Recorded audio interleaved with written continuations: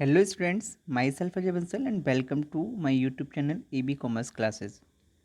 Students, आज जो हम टॉपिक स्टडी करने जा रहे हैं वो टॉपिक है फाइनेंशियल लिवरेज एंड ये टॉपिक है class 12 business study chapter 9 financial management की कैपिटल स्ट्रक्चर का पार्ट है। ठीक है, तो इस टॉपिक का नाम क्या है? Financial leverage. आज हम फाइनेंशियल लिवरेज को इस चैप्टर में स्टडी करेंगे। तो चलिए स्टार्ट करते हैं। सबसे पहले हम बात करते हैं what is the meaning of financial leverage. ठीक है स्टूडेंट्स, देखिए सबसे पहले आपको एक बात याद रखनी है कि जो फाइनेंशियल लिवरेज जो होता है, financial leverage is a part of capital structure. ठीक है, capital structure is a broad term and financial leverage is a narrow term. तो कैपिटल स्ट्रक्चर का पार्ट है फाइनेंशियल लिवरेज। अब फाइनेंशियल लिवरेज क्या करता है? फाइनेंशियल लिवरेज जो है प्रोपोर्शन ऑफ डेब्ट अपॉन इक्विटी। फाइनेंशियल लिवरेज का काम क्या है? फाइनेंशियल लिवरेज का काम है प्रोपोर्शन ऑफ डेब्ट अपॉन इक्विटी। मतलब कि हम कह सकते हैं कि डेब्ट का इक्विटी पे प्रोपोर्शन फाइंड आउट करने के लिए हमें फाइनेंशियल लिवरेज का यूज करना होता है। ठीक है, इसलिए डेब्ट अपॉन इक्विटी करके इसको हम इंडिकेट कर सकते हैं। आगे बात समझ में ना। सेकेंड पॉइंट क्या लिखा हुआ है फाइनेंशियल लिवरेज में? सेकेंड पॉइंट फाइनेंशियल लिवरेज में लिखा हुआ है कि financial leverage is a proportion of डेब्ट अपॉन ओवरऑल इक्विटी। ठीक है, मतलब फाइनेंशियल लिवरेज को आप दो तरीके से डिफाइन कर सकते हो। प्रोपोर्शन ऑफ डेब्ट अपॉन इक्विटी, जिसे हम डेब्ट अपॉन इक्विटी करके एक्सप्लेन कर सकते हैं अगर फॉर्मूले में बात करें। एंड सेकेंड पॉइंट क्या लिखा हुआ है? सेकेंड पॉइंट लिखा हुआ है प्रोपोर्शन ऑफ डेब्ट upon overall equity.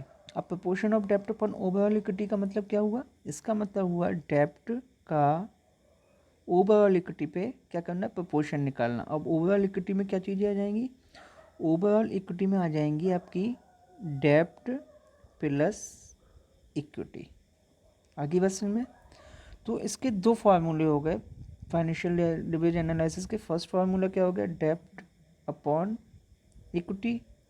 And second formula क्या होगा? डेब्ट अपॉन डेब्ट प्लस इक्विटी। इस दो तरीके से हम फाइनेंशियल लिवरेज को कैलकुलेट कर सकते हैं। और financial leverage is a part of capital structure. It is calculated to find out the proportion of debt upon equity, that is, and it is also calculated to find out the proportion of debt upon overall equity, that is debt upon debt plus equity। ठीक है, अब हम आगे अगर बात करें तो आगे क्या लिखा हुआ है? आगे यहाँ पे लिखा हुआ है कि financial leverage is a indicator of capital structure. क्या होता है? फाइनेंशियल लिवरेज के थ्रू हम ये इंडिकेट कर सकते हैं, बता सकते हैं कि हमारी कंपनी का कैपिटल स्ट्रक्चर कैसा है। इसीलिए बोला गया है कि financial leverage is a indicator of capital structure. इसके बाद एक पॉइंट और लिखा हुआ है, वो क्या है? बोले it is an indicator of risk. Financial leverage is also an indicator of risk in a firm. अब कैसे, वो भी देख लेते हैं। तो देखिए, अगर स्टूडेंट्स किसी भी कंपनी का फाइनेंशियल लिवरेज हाई होगा तो इसका मतलब कंपनी में रिस्क हाई है। ठीक है, अगर किसी कंपनी में फाइनेंशियल लिवरेज हाई है तो इसका मतलब है रिस्क भी कंपनी में कैसा हाई है। फॉर एग्जांपल देख लेते हैं, डेब्ट अपॉन इक्विटी हमने फार्मूला लगाया। एक कंपनी है जिसकी डेब्ट 10 लाख है और इक्विटी 5 लाख है, तो यहाँ पे फाइनेंशियल लिवरेज रेशियो क्या निकलेगा? 2:1 निकलेगा, नहीं निकलेगा? 2:1 भी कह सकते हैं हम इसको, 2 भी कह सकते हैं। अगर हम देखें तो इस फर्म में डेप्ट ज़्यादा है और इक्विटी कम है, और जितना ज़्यादा डेप्ट होता है उतना ही ज़्यादा रिस्क होता है। तो ठीक है कि नहीं? तो अगर फाइनेंशियल लिवरेज हाई होगा तो रिस्क भी कंपनी में कैसा होगा? ज़्यादा होगा। क्यों? फाइनेंशियल लिवरेज हाई के केस में कंपनी में डेप्ट ज़्यादा होगा। ठीक है ना। सेकेंड पॉइंट क्या है? लो फाइनेंशियल लिवरेज। अब लो फाइनेंशियल लिवरेज का मतलब क्या होता है? Low risk. ऐसा क्यों? फिर से हम सेम फार्मूला लगाते हैं डेप्ट अपॉन इक्विटी का। अब एक सेकंड कंपनी है जिसमें डेप्ट 5 लाख रुपीज़ की है और इक्विटी कितनी है? 10 लाख रुपीज़ की है। तो अगर यहाँ पे हम फाइनेंशियल लिवरेज रेशियो निकालें तो यहाँ पे फाइनेंशियल लिवरेज रेशियो क्या आएगा? 0.5:1 आएगा, या हम कह सकते हैं 0.5 फाइनेंशियल लिवरेज आया। तो यहाँ पे डेप्ट कितनी है? 5 लाख एंड इक्विटी कितनी है? 10 लाख। मतलब डेप्ट कम है। लो डेप्ट मतलब लो रिस्क, है कि नहीं? इसीलिए बोला गया है कि हाई फाइनेंशियल लिवरेज मतलब high risk and low financial leverage मतलब लो रिस्क। मतलब क्या हुआ कि financial leverage indicate the risk in a firm.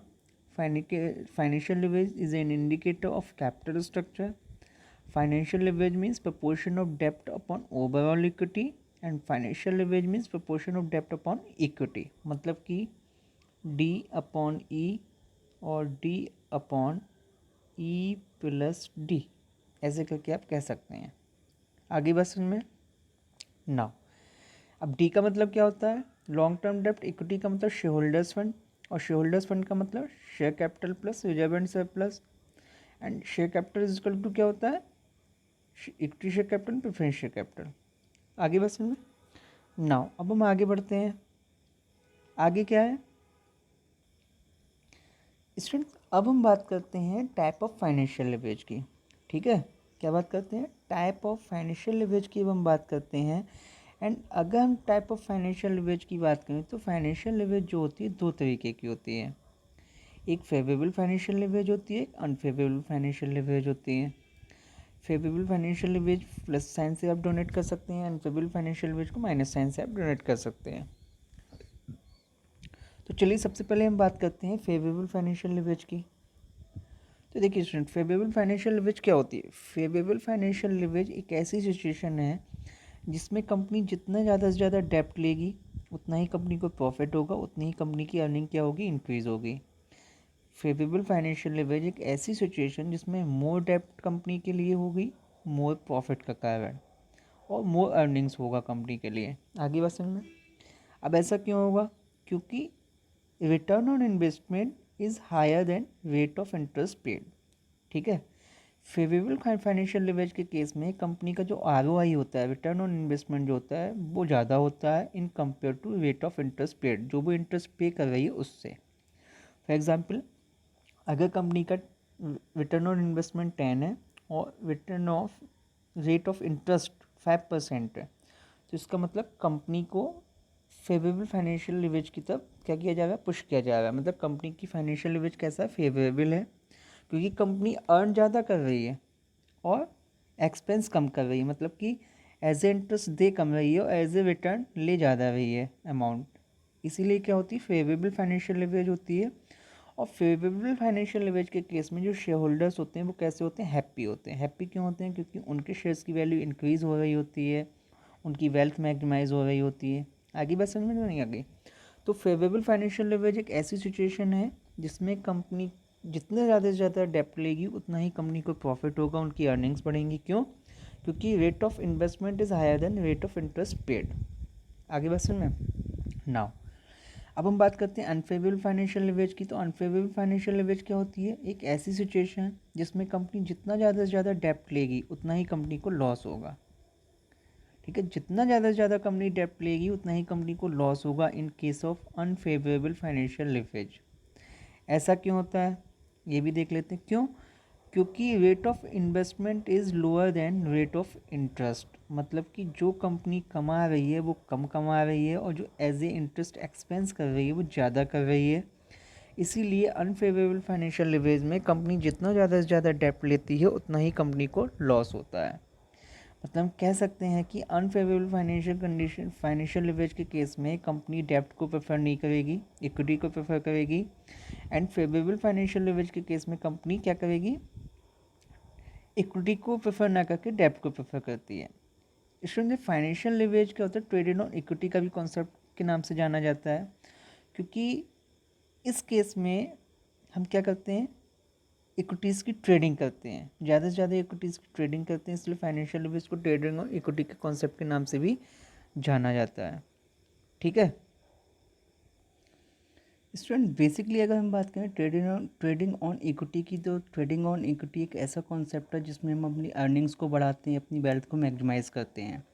तो हम कह सकते हैं favourable financial leverage help in trading on equity. क्योंकि trading on equity in case of favourable financial leverage हम क्या करते हैं, ज़्यादा से ज़्यादा डेप्ट लेते हैं ताकि हम अपनी अर्निंग्स को क्या कर सकें, इंक्रीज कर सकें। ठीक है, तो इसी कॉन्सेप्ट को हम ट्रेडिंग ऑन इक्विटी के नाम से भी जानते हैं। तो स्टूडेंट्स, अगर अनफेवरेबल फाइनेंशियल लिवरेज की बात करें तो अनफेवरेबल फाइनेंशियल लिवरेज में हमने क्या पढ़ा, अनफेवरेबल फाइनेंशियल लिवरेज में हमने देखा कि जितना हम ज़्यादा से ज़्यादा डेप्ट लेते हैं उतना ही कंपनी को लॉस होता है। तो इस वजह से जो शेयर होल्डर्स होते हैं वो क्या होते हैं, कंपनी के शेयर होल्डर्स सैड होते हैं, वो दुखी होते हैं क्योंकि उनको लॉस हो रहा होता है। तो आई होप आपको समझ में आया होगा। This is all about financial leverage कि फाइनेंशियल लिवरेज क्या होता है, और financial leverage is a part of finance capital structure and financial leverage के टाइप्स के बारे में भी हमने स्टडी कर लिया, फेवरेबल फाइनेंशियल लिवरेज और unfavourable financial leverage. So if you like my video, please like, comment, share and subscribe my channel. Thank you so much for watching.